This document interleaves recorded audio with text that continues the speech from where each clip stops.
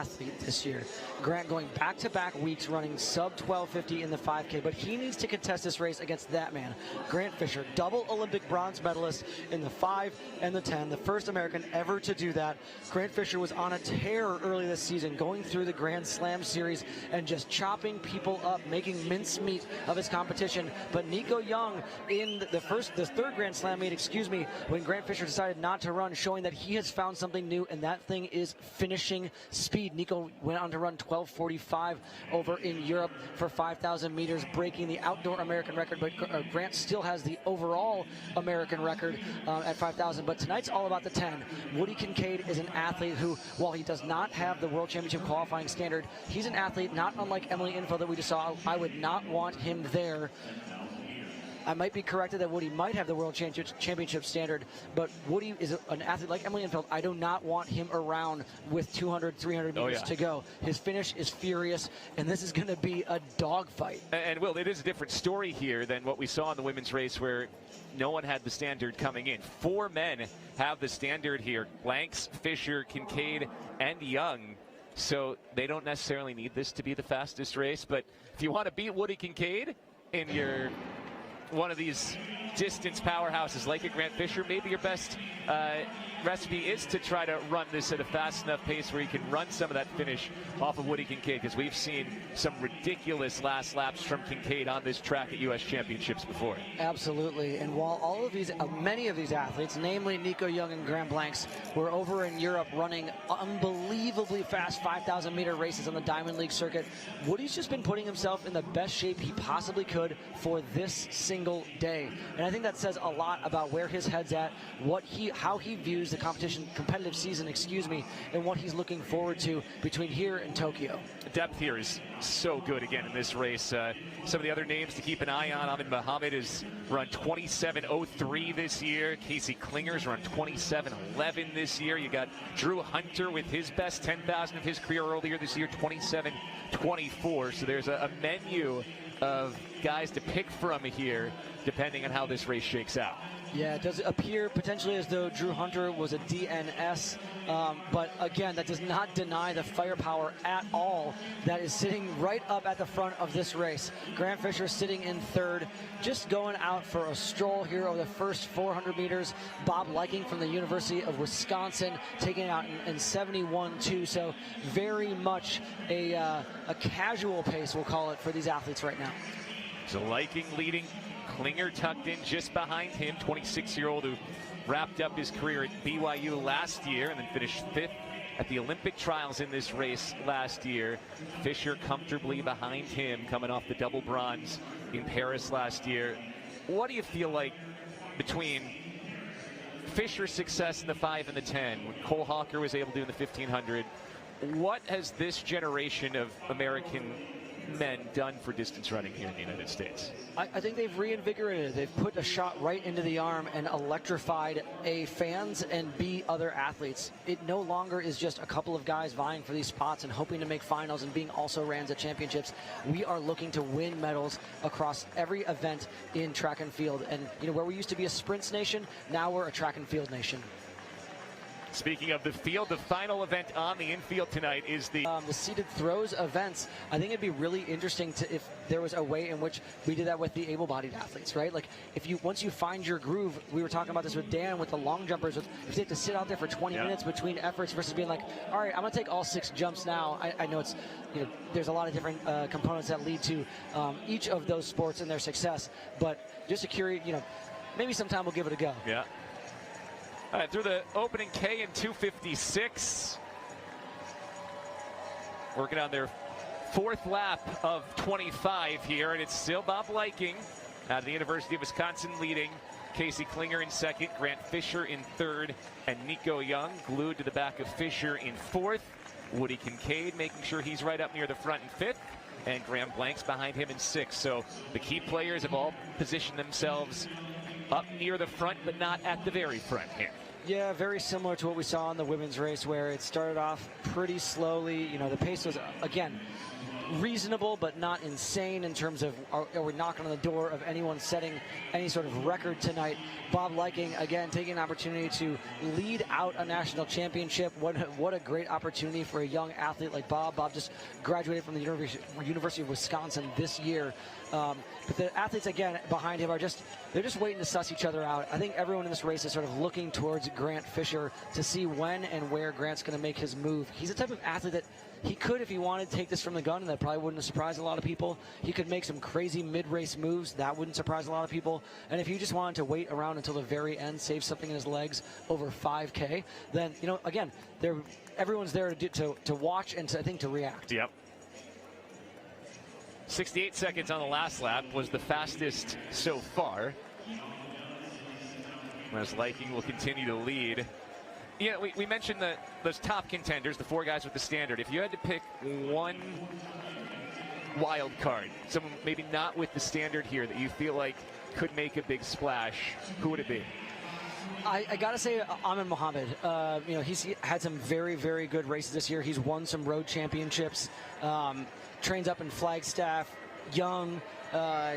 Has a varied skill set, but right now I think with the way this race is panning out, I think it's going to be tough to crack into the top 4 of guys who are, their speed and strength is sort of at a level above a lot of the other athletes that we're seeing. 253.7 on the second 1,000 meters.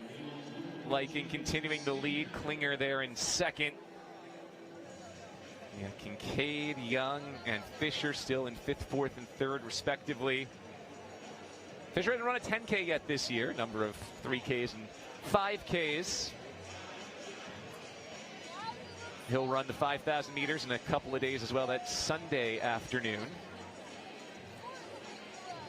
Forecast for this whole week looks really good, all things considered. Nothing out of the mid-80s, none of those 90 or 100-degree days we've had at some past national championships.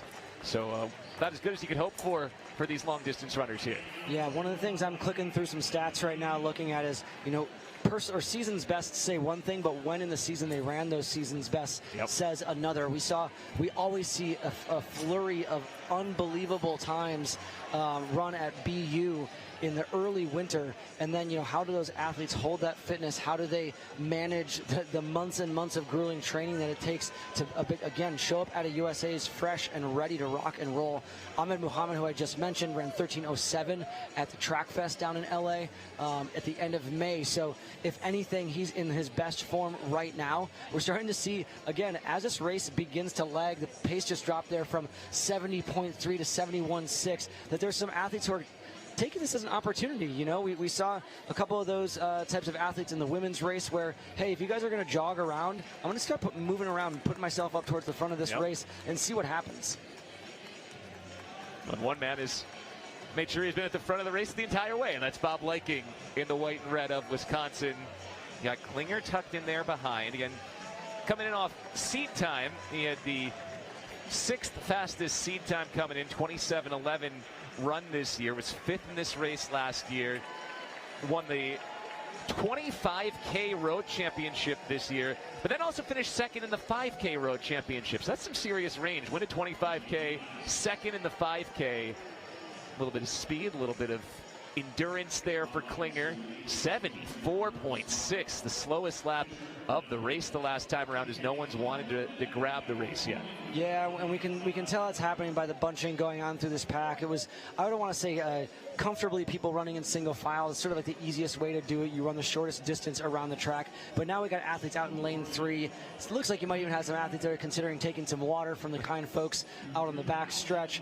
But right now, again, as we were talking about some athletes taking an opportunity to go to the front, this is Aiden O'Gorman, moving to the front in front of Casey Klinger. But then, slotted right in there is Grant Fisher, where Bob Liking is now between himself and Grant Fisher and Nico Young, where I got to think that Nico Young, that's not where he wants to be. He wants to be right on the backside of Grant Fisher. Look, if Faith Kipyegon is choosing Grant Fisher to be the guy that might propel you to a sub-4-minute mile, there's got to be something special about following him. Yeah, she said she loved his cadence, the way he ran, the styles suited her, so he was right there in front of her in that pursuit of 4 minutes. And one of my favorite things about those events, when you've seen the athletes challenge the marks, be it the 2-hour marathon or the 4-minute mile for Faith, is how some of the top runners in the world give of themselves to show up and be support there the way that, say, a Grant Fisher was.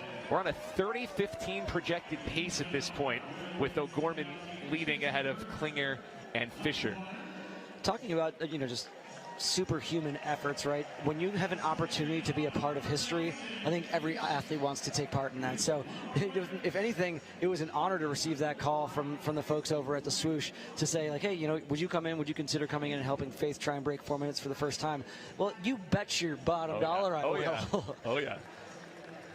You get the feeling at this point, to me, it kind of feels like we're waiting for when, not if, Grant Fisher is going to be the one who's going to have to put a little spice into this race and break it up. He's been very comfortable there in third. When does maybe a Nico Young think, hey, it's time to go, it's time to shake this one up a little bit?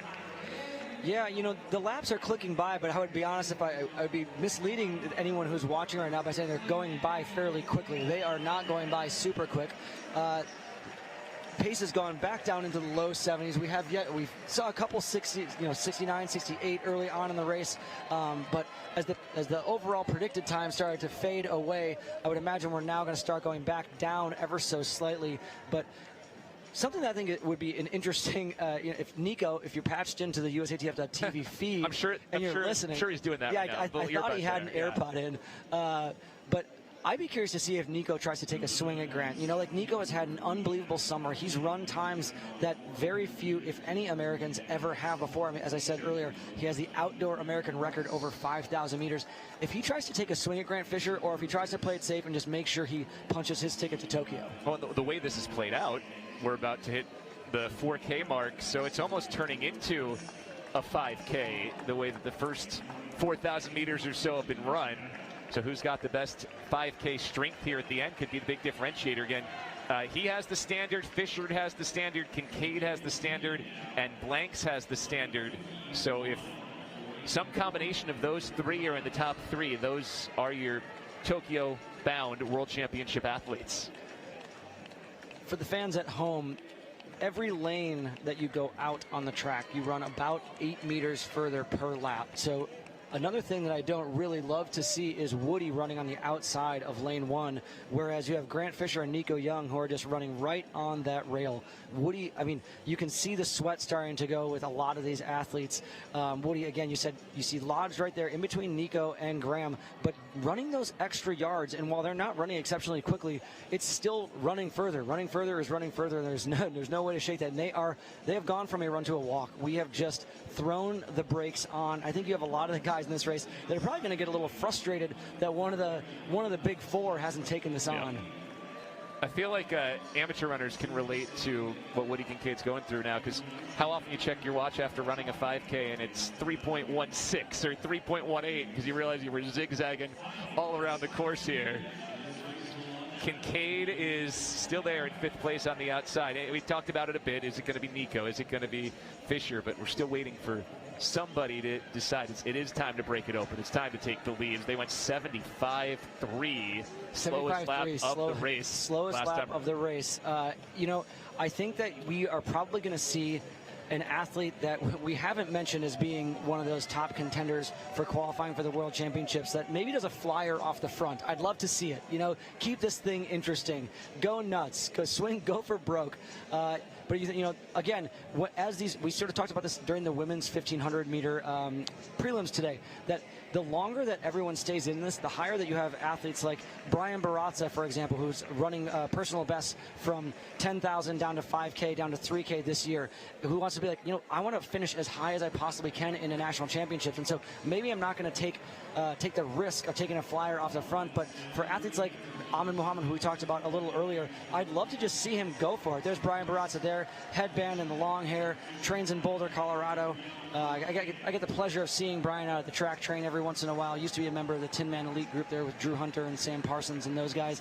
But the way that this is shaking out right now is it's shaking out to be potentially a 1 mile race. And Ahmed Muhammad and Brian Barraza are sitting there right on the heels of the front four, those big four that we keep talking about with the World Championship standards, covering the moves. And I think maybe giving them a little bit too much respect here. I mean, if you had two guys off the front working together, maybe they could get away if the big four are asleep at the wheel. Meanwhile, I know Gorman's getting the camera time here. He's led for more than 1,000 meters at this point. We're coming up on the midway point. The 5,000 meter split is 14:54.58, a 3:02,000 last time around. Hey, look, Aiden's friends and family are pumped to see him at the front of this race right now. He steps to the side, lets Casey Klinger do some of the leading. But hey, here we go. Here go some guys that are getting a little bit antsy and might want to take a swing. They have 4,800 meters remaining in this race. The glasses are off. Is that going to be the move of the proverbial gloves being tossed? Who knows yet? We'll wait and see right now.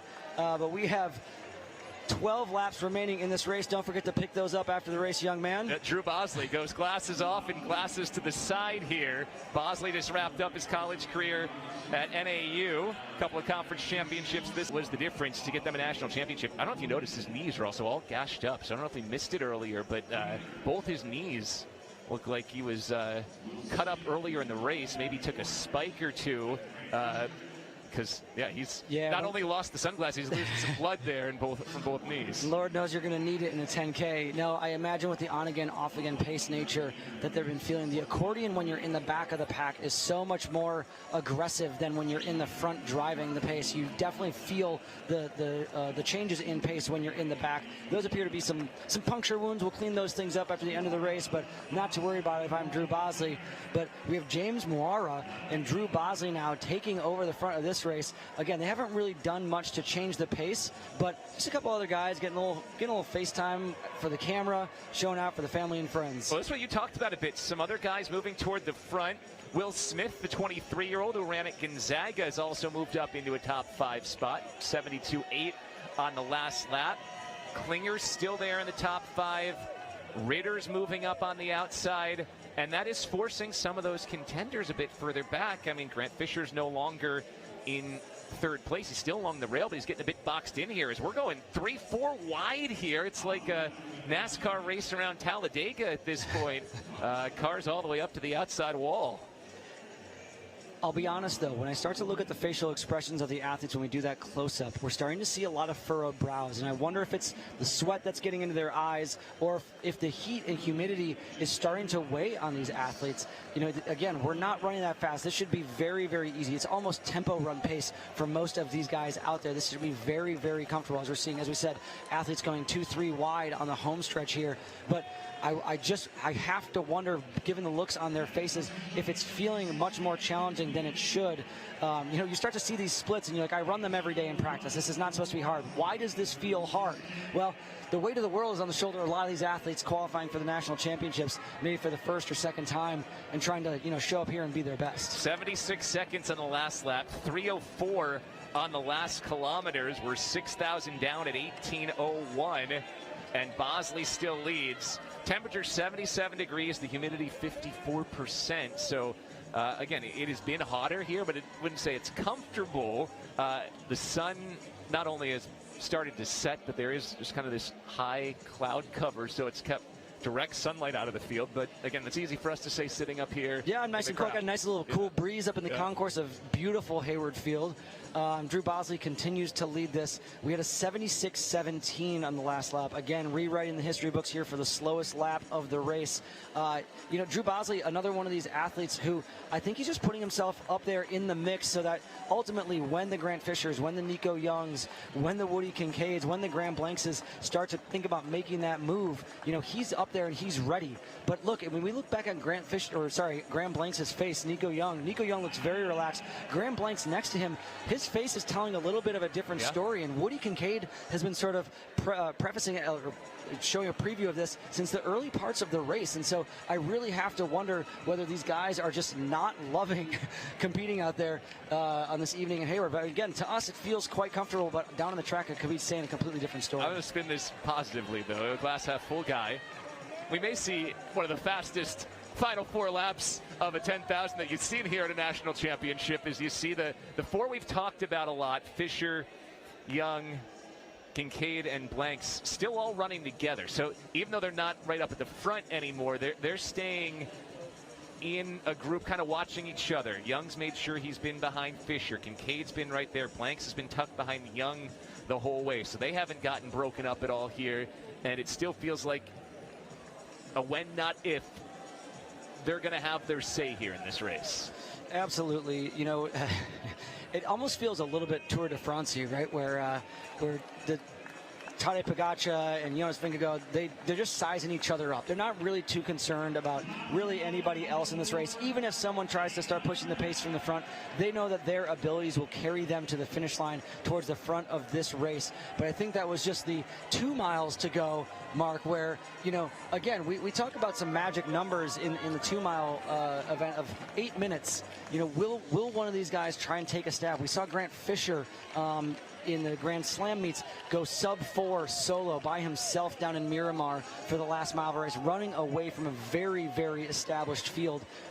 Is that what we're going to see, or is someone else going to go even earlier? Well, they're going to take a shot at 8 minutes. I think that chance has come and gone here through the first 200 of that mile. I haven't seen a real kick up of the pace yet. And now Kincaid will go a step or two ahead of Fisher, still running on the outsides. You mentioned adding meters every one of these 25 laps for Woody Kincaid.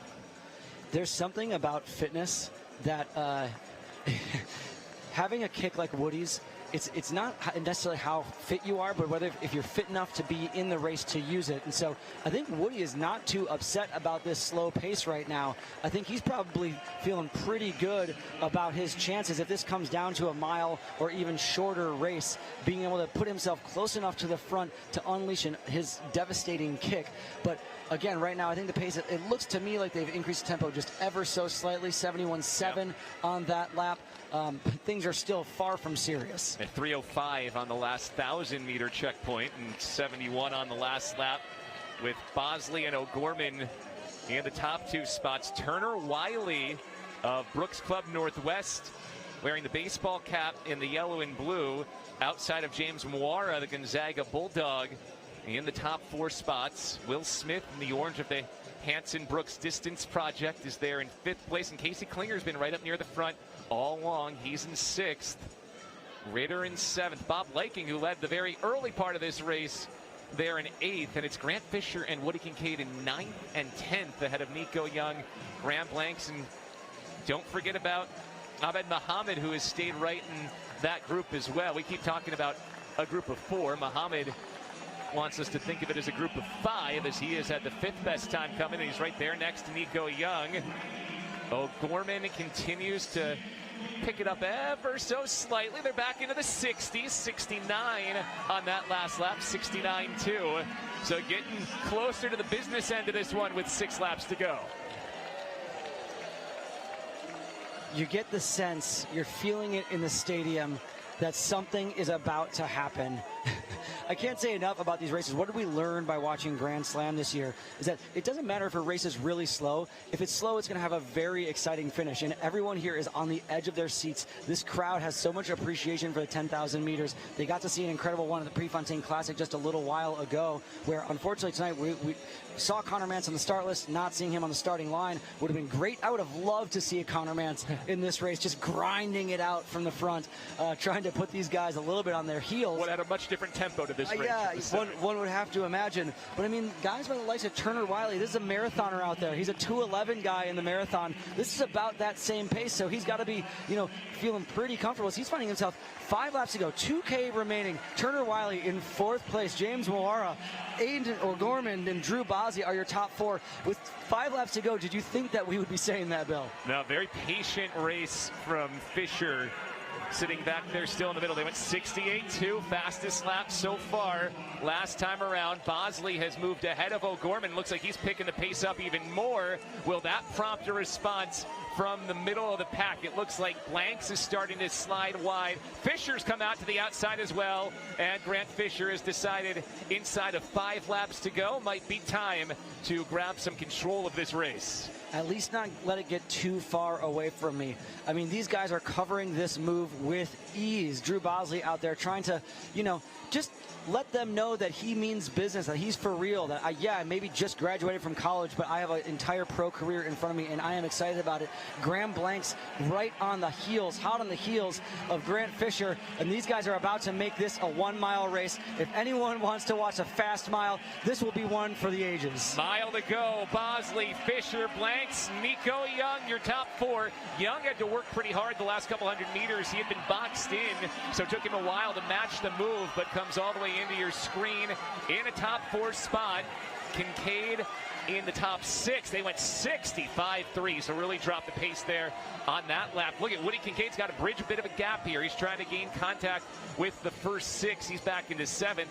Bosley, who led for a while at the slower pace, sticking around here at the front with Fisher, Blanks, and Young just behind. Muhammad also there.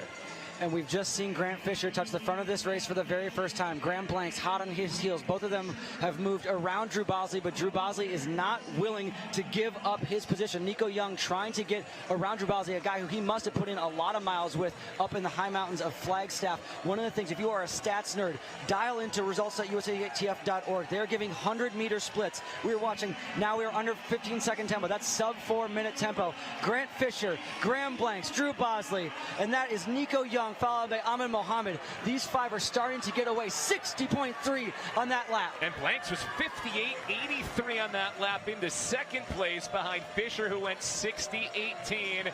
This race has been broken apart. Now just six here, and Woody Kincaid is not. You mentioned earlier it looked like he was laboring a bit.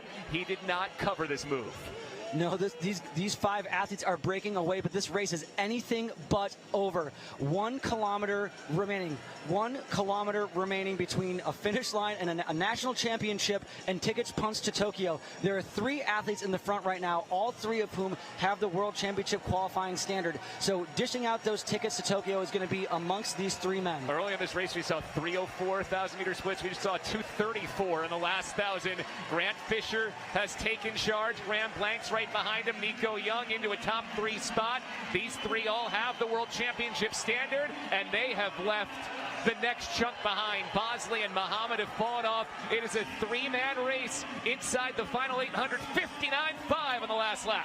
159.8 on the last 800 meters. That's sub 4-minute tempo. And guess what? If we've learned anything about Nico Young, it's to not read too much into his facial expressions. Even if it looks like he is hurting badly, there is still more in the tank from Nico Young. Graham Blanks, Nico Young, Grant Fisher, these 3 men have run away from this field, decimated them over the last kilometer. And does Grant Fisher have enough to run away from the likes of Graham Blanks and Nico Young? All 3 still there. 500 meters to go. Fisher, the double bronze medalist in Paris. Blanks, a Paris Olympian. Young, a Paris Olympian. Here comes the bell.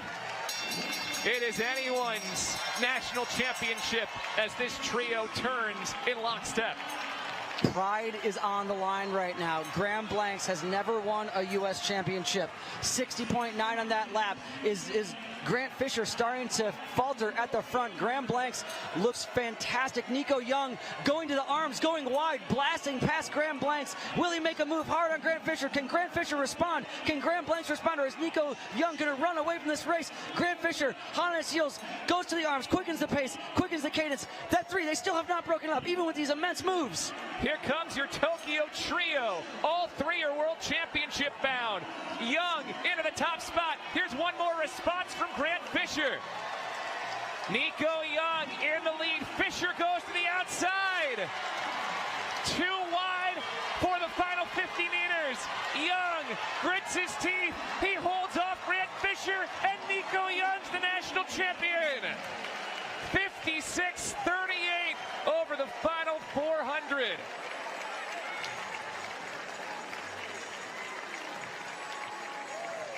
.357 over the final mile for Nico Young to win the title at 22.